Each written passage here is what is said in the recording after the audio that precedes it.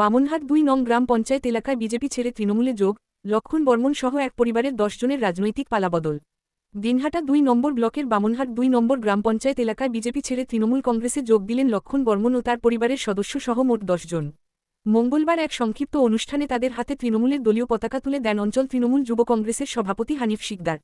তৃণমূল নেতৃত্ব জানিয়েছে, মুখ্যমন্ত্রী মমতা বন্দ্যোপাধ্যায়ের উন্নয়নমূলক নীতি, দলীয় নেতৃত্বের নিবেদন এবং সাধারণ মানুষের পাশে থাকার প্রচেষ্টায় অনুপ্রাণিত হয়েই তারা দলবলের সিদ্ধান্ত নিয়েছেন। লক্ষণ বর্মন বলেন, বিজেপির সঙ্গে থাকার সময় অনেক আশা করেছিলাম, কিন্তু কাজের কাজ কিছু হয়নি। তৃণমূল সরকার যে উন্নয়ন করছে সেটা আমরা নিজের চোখে দেখছি, তাই সিদ্ধান্ত নিয়ে তৃণমূলেই যোগ দেব। এই যোগদানকে ঘিরে স্থানীয় রাজনৈতিক মহলে চাঞ্চল্য ছড়িয়েছে।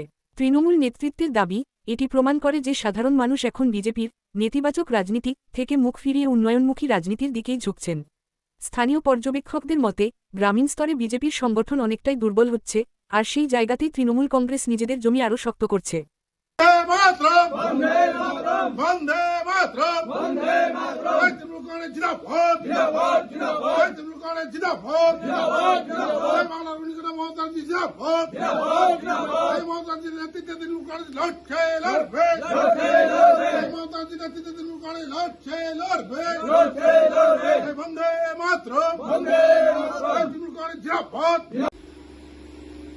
আজকে তৃণমূল কংগ্রেসের উন্নয়নটা দেখে মুগ্ধ হয়ে আমাদের লক্ষণ বর্মন তার পরিবার সহ উন্নয়নের যজ্ঞে সামিল হলেন। ওনাকে আমরা দলের পক্ষ থেকে দলীয় পতাকা তুলে দিলাম।